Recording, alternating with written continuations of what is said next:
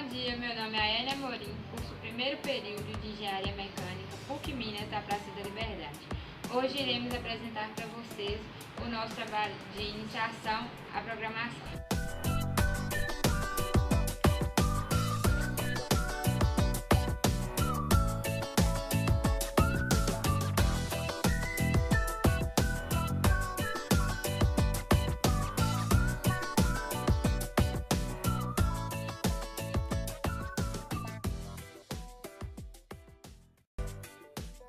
Simulação é a utilização de técnicas matemáticas empregadas em computadores que permitem imitar o funcionamento de praticamente qualquer tipo de operação ou processo.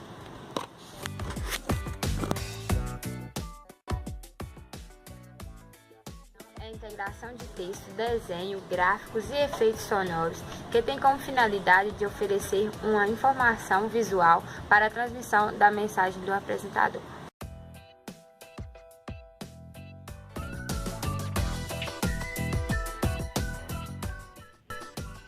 Olá, eu sou a Ana Carolina. Olá, eu sou a Daniela. No nosso trabalho, nós iremos construir um carrinho que consegue sair do labirinto sozinho.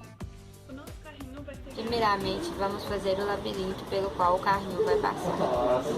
Para tornar o programa mais interativo, fizemos mais de um tipo de labirinto. O palco vai ser composto por várias linhas vermelhas, que guiarão o carrinho até o destino final.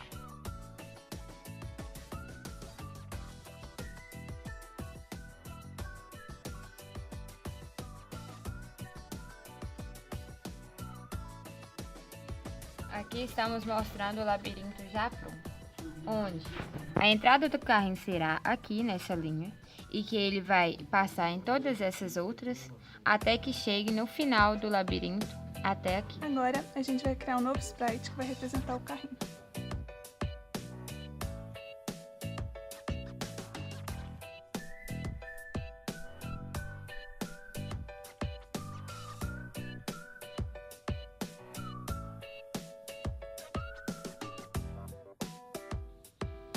E assim ficou o carrinho pronto.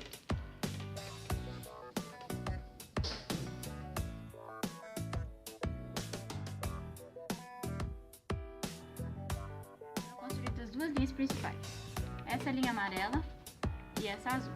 Elas representarão a parte que o carrinho irá tocar nas linhas vermelhas e serão sensíveis a cores. A ideia principal é sempre fazer com que o carrinho mantenha a linha preta em cima da vermelha. E assim que essa fina amarela tocar a linha vermelha, ele vire sempre para a esquerda, ou o azul tocar na vermelha, ele vire sempre para a direita. A primeira coisa que precisamos fazer é achar exatamente a posição que o carrinho se iniciará. Nesse caso, seria algo em torno de x menos 217 e y menos 163.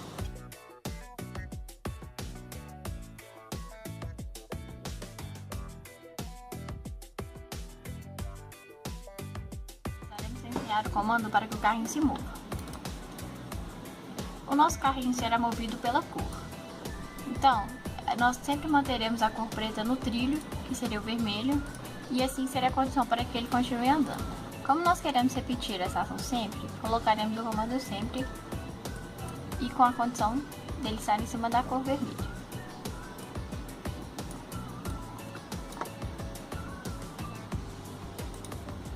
Para gerar movimento, teremos que usar o comando mova.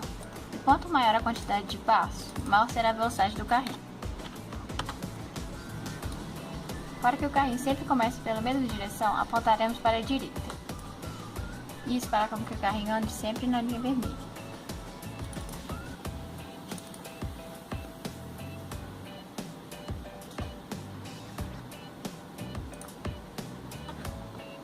Agora vamos fazer o carrinho virar. A nossa condição para o carrinho virar será a seguinte: sempre que a linha amarela escura tocar na linha vermelha do labirinto, ele virará para a esquerda.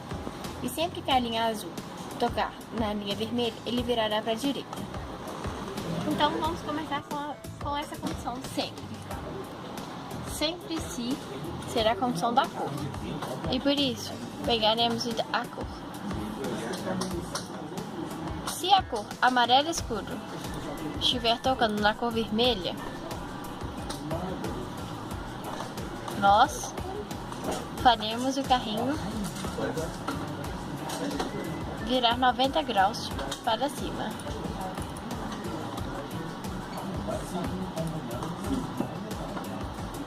E com isso iniciaremos esse processo.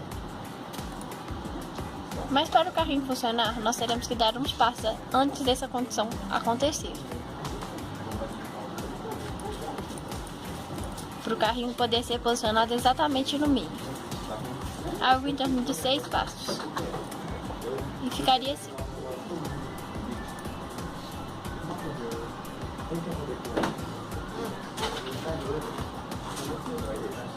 Para o carrinho virar para a esquerda, repetiremos o comando. Só que não com 90 graus, e sim menos 90, e mudaremos a cor, que será azul claro.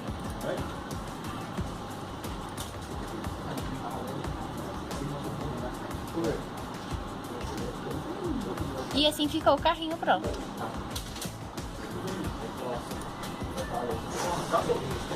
Para a mudança de labirintos, a gente criou mais 4 objetos. Quando o primeiro objeto for ficado, ele vai anunciar o número 1. Quando o objeto labirinto ouvir o número 1, ele vai mudar para determinado labirinto.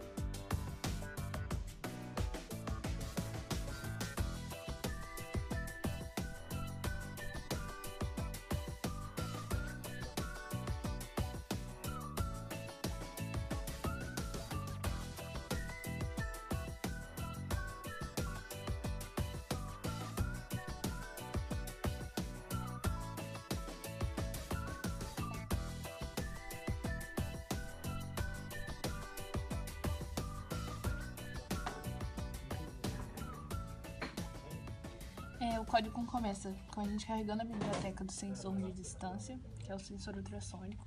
Essa biblioteca ela armazena algumas funções que a gente pode usar e chamar elas durante o código. Logo em seguida a gente declara aqui como variável para colocar as portas do LED, na 3 e na 2 do Arduino. No sensor frontal aqui, a gente declarou no caso o Tiger e o Echo, que são as duas portas necessárias do sensor para o Arduino. Nas portas analógicas, analog 1 e analog 0. E aqui é uma espécie de variável necessária para a biblioteca, exigida pela biblioteca, que vai inicializar o sensor nesses pinos acima. Aí, aqui a mesma coisa, repete exatamente a mesma coisa no lateral direito e no esquerdo, porém mudando as portas e o nome das variáveis pro código identificar. Logo em seguida a gente começa aqui as configurações de portas do motor. IN1 e N2 diz respeito ao motor A, que controla o sentido de rotação da roda, que no caso está nas portas digitais 2 e 4, e a Enable A da ponte H, que vai controlar a velocidade do motor, que vai estar na porta 3, que ela é PWM e funciona de certa forma como analógica também. A mesma coisa para o motor B, mudando também as portas, somente as portas. Aí aqui a gente começa o void setup para configurar também as portas e se é entrada ou saída de dados. Primeiro, o sensor, a gente vai mandar as informações do sensor para o monitor serial, que é essa janelinha aqui no canto, escrito monitor serial. E aí, ela vai começar imprimindo os escritos do sensor frontal, lateral direito e esquerdo, para a gente identificar qual que é o que. Logo em seguida, as configurações do motor. Todas as portas que a gente declarou vão ser todas output, que por serem saídas de dados, tanto do motor quanto dos LEDs. Aí, logo em seguida, a gente vai para o void loop, que é a parte que vai executar no código de fato, que vai ser repetida várias vezes e vai fazer o carrinho andar, etc. A gente começa aqui, eu comecei declarando, fazendo os LEDs ficarem apagados, porque a gente colocou alguns LEDs para funcionar como seta no carrinho, e para inicialmente não interferir no código nem nada, a gente começou com eles apagados aqui. Logo em seguida, as configurações do sensor, que aí o que a gente faz? A gente declara uma variável do tipo float para ser a distância. Logo em seguida aqui essa parte aqui, o timing, ele é uma função da biblioteca que ela vai multiplicar aquela nossa primeira variável lá em cima, que é o que ele vai absorver como a frequência que o sensor vai emitir, e aí vai multiplicar pelo tempo, vai dar a fórmula da nossa distância. E aqui, essa linha do código é apenas para converter a distância que a gente achou em centímetros. Isso aqui é uma padronização para conversão para centímetros. A mesma coisa para o sensor lateral direito e para o sensor lateral esquerdo. A única coisa que muda é o nome da variável aqui no final, aqui no caso LD lateral direito, e em cima frontal e embaixo lateral esquerda. Toda a mesma repetição do código, porém apenas adaptando para o sensor diferente. Aqui é para exibir as distâncias que a gente vai encontrar no monitor serial. Então, enquanto o carrinho estiver funcionando, se você abrir o monitor serial, ele vai exibir as distâncias certinhas que o sensor está lendo a cada 50 milissegundos. Aí aqui começam as condições para o carrinho andar, parar ou virar. Primeiramente, a gente colocou uma condição aqui. Para se a distância frontal do carrinho que ele estiver medindo for maior que 60 centímetros, ele vai andar numa velocidade rápida, no caso que a gente colocou como 220. Essa velocidade A aqui é aquela variável da Enable, que controla a velocidade do carrinho, que está na porta analógica. As velocidades aqui do motor A e do motor B estão diferentes porque o nosso carrinho estava com um problema no balanceamento da roda, então ele não estava andando em linha reta. A gente, para compensar isso, uma roda estava andando mais devagar que a outra, para compensar isso a gente aumentou a velocidade da roda que estava andando mais devagar, para ele conseguir andar em linha reta. Então, aqui a gente, para ele andar para frente, a gente coloca o IN1 desligado e o IN2 ligado, que vai fazer ele rodar no sentido anti-horário para frente, e o contrário no motor B, para ele andar no sentido horário, e assim as rodas vão girar para frente, fazendo o carrinho ir para frente. A segunda condição aqui é se a distância estiver entre 45 e 60 centímetros, aí ele anda numa velocidade média, a gente já colocou aqui 180 e 200. Mesma coisa, ele continua andando na mesma direção. O terceiro if, é para ele andar um pouquinho mais devagar, então se a distância estiver entre 45 centímetros e 30 centímetros, ele anda mais devagar ainda, para ele Conforme ele vai aproximando de um obstáculo, ele vai diminuindo a velocidade para virar ou parar se for necessário. Aí, a quarta condição aqui é se a distância frontal do carrinho até o obstáculo que encontrar for menor do que 30 centímetros, ele coloca o motor em ponto morto, ou seja, ele para. Que aí ele vai fazer as condições para ele saber para que lado que ele vai virar, que aí tá no caso aqui um if e os próximos ifs dentro desse mesmo if. Então, chegou a 30 centímetros de obstáculo, ele para e aí começa a testar as condições para saber qual lado que ele vai virar. Aí é o seguinte, se a distância, a gente começa medindo se for necessário para ele ir para a direita. Então, se a distância lateral direita do sensor for maior que a distância frontal e a distância lateral direita for maior que a distância lateral esquerda, e a distância frontal ainda assim for maior que 15 centímetros, para ele ter um espaço seguro para virar, então a gente liga o motor A e desliga o motor B, ou seja, ele vai, uma roda vai rotacionar, a outra vai ficar parada, e aí assim ele vai fazer a curva. Aí colocamos um delay de 400 milissegundos, que é o tempo necessário para ele virar com segurança e não parar no meio da curva. E a seta aqui, que no caso é o LED, a gente coloca ele para piscar do lado direito enquanto ele está virando para a direita, funcionando como uma seta mesmo.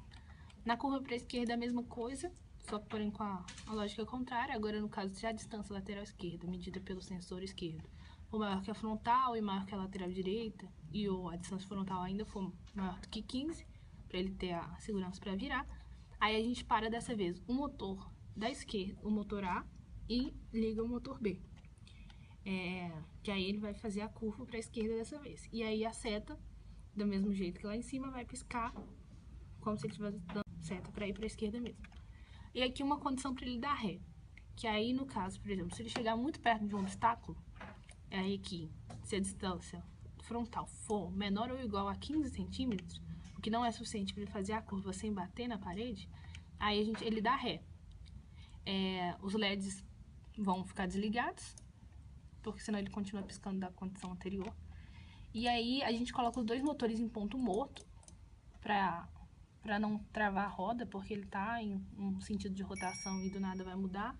Então a gente coloca o motor em ponto morto primeiramente, motor A e o motor B, e depois faz ele inverter o sentido de rotação. Então, se ele estava andando, o motor A estava rodando em sentido horário, ele passa a girar em sentido de horário, mesma coisa para o B, com a velocidade igual para os dois, durante um tempo de meio segundo, que é o tempo suficiente para ele andar um pouquinho para trás, aí ele para de novo e volta a verificar todas as condições aqui anterior, se a distância, se depois que ele virar deu ré, a distância é o suficiente para virar, para qual lado que ele vai virar, e é isso.